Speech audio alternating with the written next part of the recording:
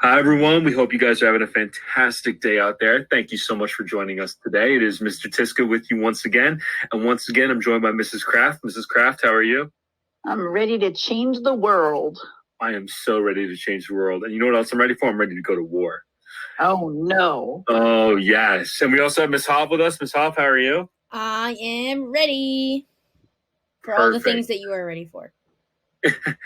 All right, so today we're going to start chapter 4. It is chapter 4, section 1. The revolution begins. Now, the big idea for today, the tensions between the colonies and Great Britain led to armed conflict in 1775.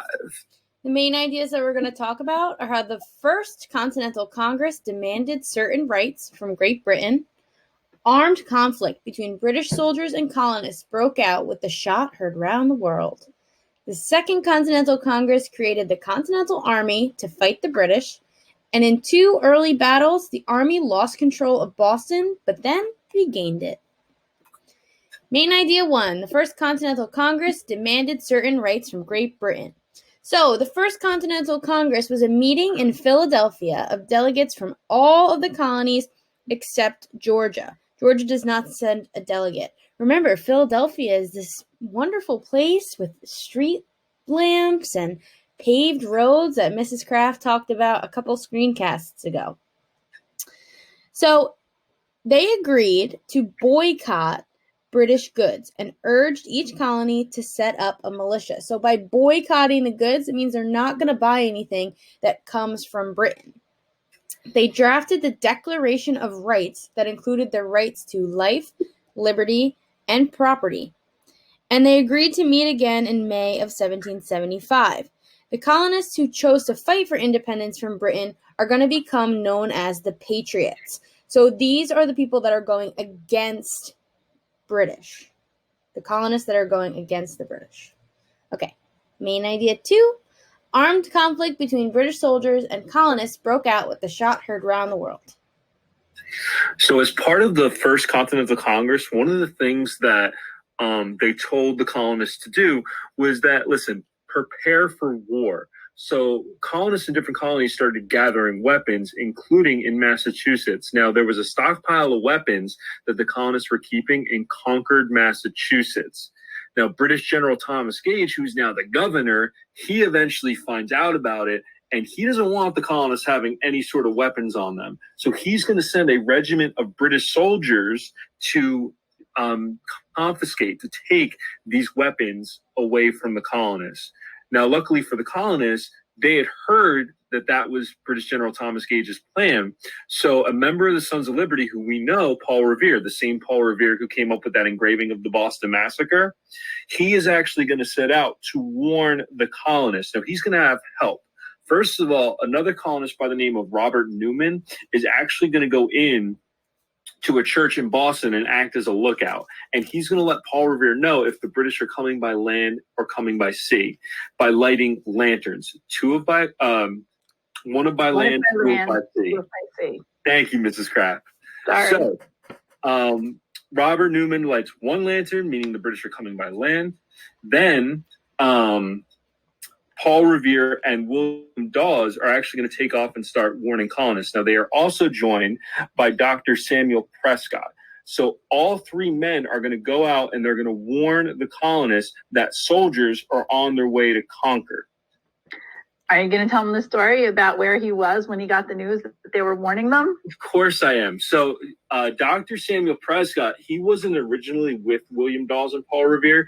He had heard that they were out there warning colonists, and he actually at the time was having date night with his girlfriend. And he decided to leave his girlfriend and help them warn the colonists. So that's someone who really cares about the cause, but doesn't so much care about his girlfriend. Now, you all heard this. The British are coming. The British are coming. Well, they didn't warn them that the British were coming because at the time, everybody was British. We were British. The colonists were British. The Patriots were British. Everybody was British. So they probably would have warned them that the regulars are coming, meaning that the regular army is coming. Exactly. But it's still fun to say the British are coming. Think about it this way. It'd be like if I was walking down the hallway and I was going like this: Mr. Tiska is coming, Mr. Tiska is coming, Mr. Tiska is coming, Mr. Tiska is coming, Mr. Tiska is here. Like, you guys would look at me and be like, yeah, we see you coming, dude. What are you doing? A big surprise here. It's basically like if Miss Hoff were to wear heels and click down the hallway. Click, click, click, click, click, click. Exactly.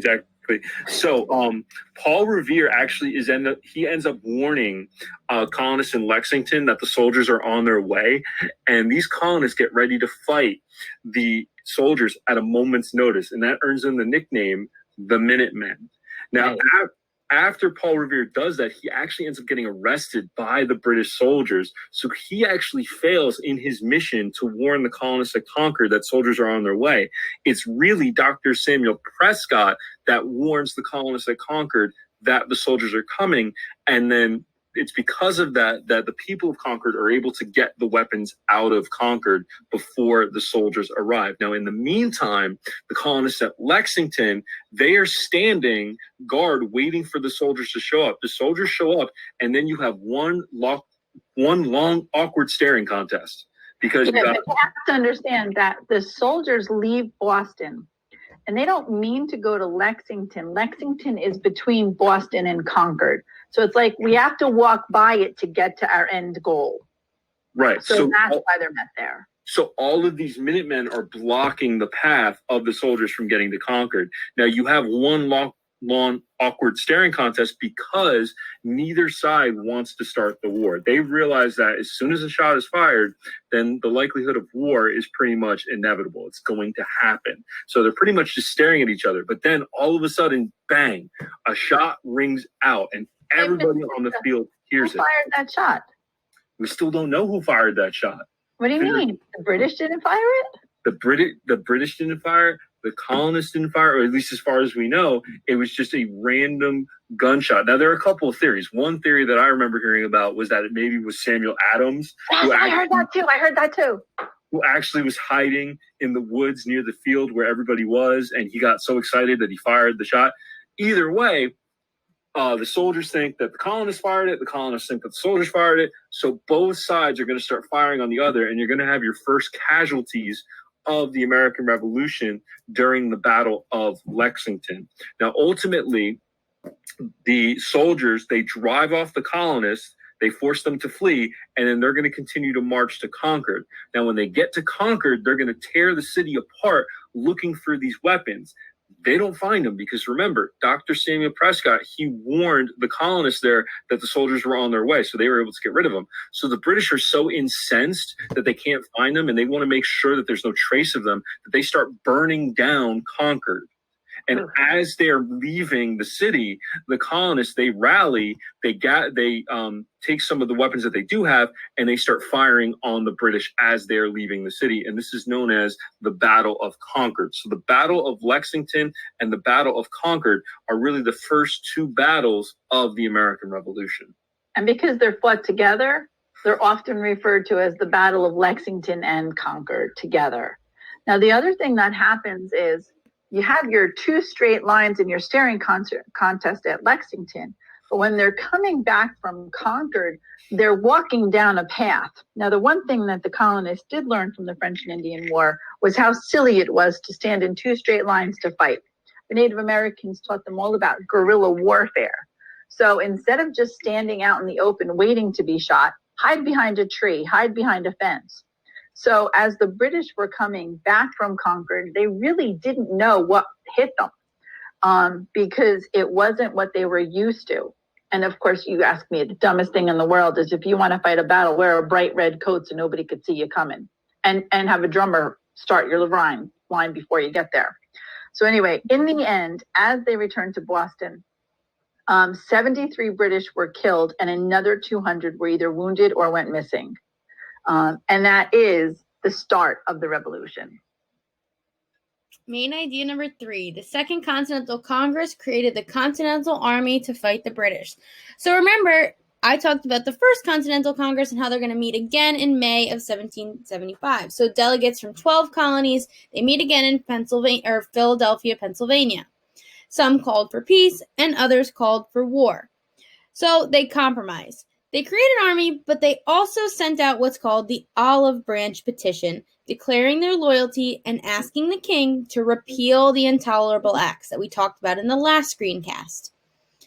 The king refuses to read it. I'm not reading that. No way.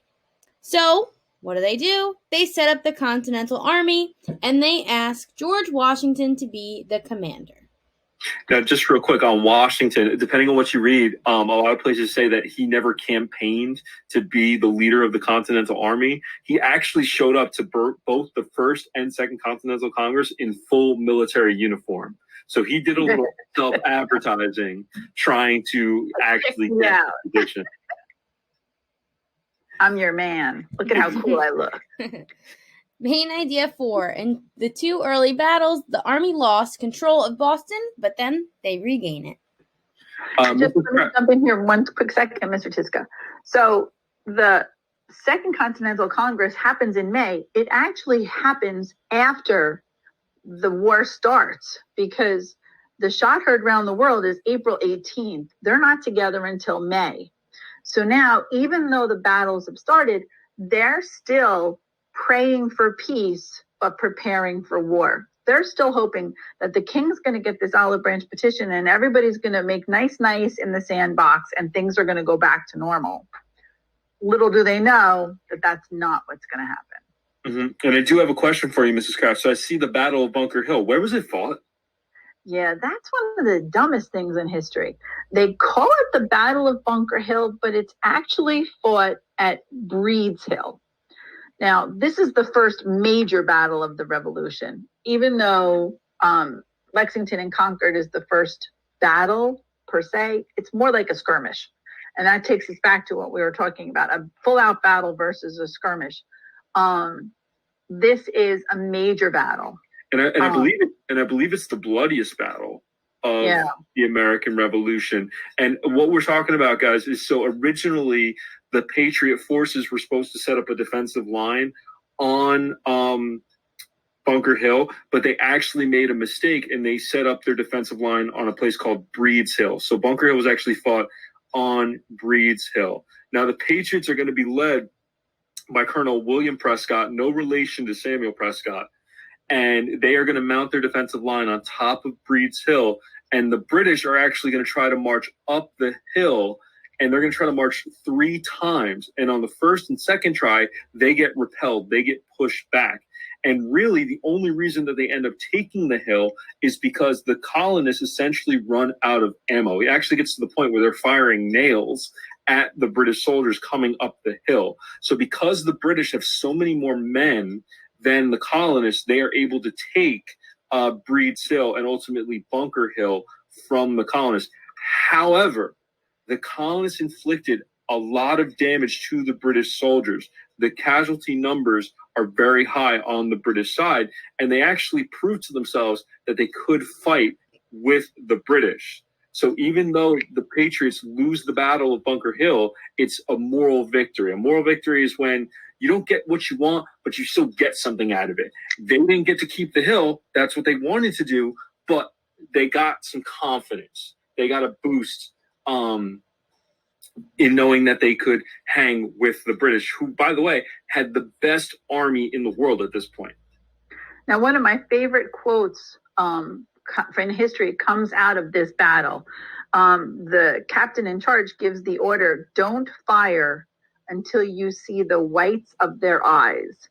And that's because when somebody's far away, you can't see the whites of their eyes and the ammunition would be wasted. He wanted them to wait until they were close enough that you could see the whites of their eyes. And hopefully the shots that they fired would hit the intended target instead of just going a miss. Because don't forget, weaponry at the time is not super accurate. Yeah, so Colonel William Prescott, what he was essentially saying was make every shot count. That's what he was doing when he said that quote.